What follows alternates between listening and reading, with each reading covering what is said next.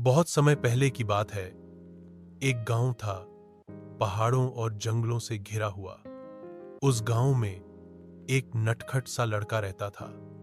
नाम था राजू।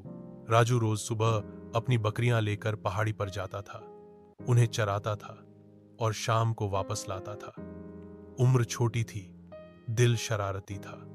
अकेले बकरियां चराते चराते वो अक्सर बोर हो जाता। एक दिन जैसे ही दोपहर का समय हुआ, धूप थोड़ी तीखी हो गई और राजू पेड़ की छांव में बैठा बैठा ऊबने लगा। उसने सोचा, चलो कुछ मजेदार करते हैं। फिर उसने जोर से चिल्लाना शुरू किया, बचाओ बचाओ, भेड़िया आ गया, भेड़िया मेरी बकरियां खा रहा है। गांव के लोग खेतों से, घरों से अपने अपने काम छोड़कर लाठियां और डंडे लेकर दौड़ पड़े। कहां है भेड़िया? किसी ने पूछा। क्या सच में भेड़िया आया था? किसी और ने कहा। और राजू? वो तो जोर जोर से हंसने लगा। हा हा हा, मूर्ख बना दिया सबको, देखो तो कैसे भागे चले आए।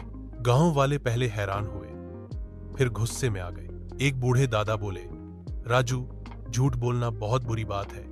कभी अगर सच में भेड़िया आया तो हम तेरी बात पर भरोसा नहीं करेंगे। राजू ने सिर झुका लिया, लेकिन अंदर से अब भी मुस्कुरा रहा था। कुछ दिन बीते और एक दिन फिर वही हाल।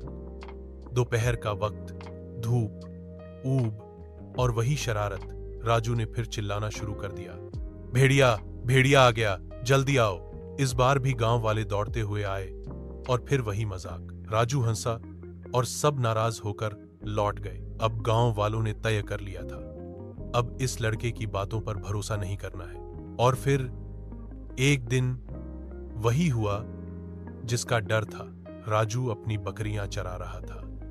तभी अचानक झाड़ियों में से एक बड़ा सा डरावना भेड़िया निकलकर सामने आ गया। उसकी आंखें लाल थीं, दांत नुकीले और भूख से भरा हुआ था। राजू कांपने लगा, उसकी आवाज थरथराने लगी। उसने चिल्लाना शुरू किया, भेड़िया बचाओ, सच में भेड़िया आ गया है, मेरी बकरियां खा रहा है, कोई तो मदद करो। लेकिन गांव वाले इस बार कोई नहीं आया। अरे रहने दो, फिर से मजाक कर रहा होगा, हमें बेवकूफ समझ रखा है क्या? राजू चिल्लाता रहा, मदद मांगता रहा, लेकिन कोई नहीं आया। भेड़िया कई बकरियों को मारकर जंगल की ओर चला गया। राजू की आंखों से आंसू बहने लगे, उसके दिल में पछतावे की आग जल रही थी। शाम को जब वह गांव लौटा, उसकी आंखें नम थीं।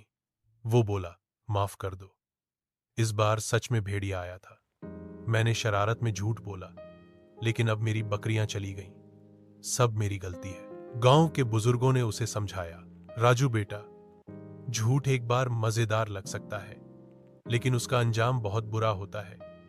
जब लोग तुम्हारे सच को भी झूठ समझने लगें, तब सबसे ज्यादा नुकसान तुम्हारा ही होता है।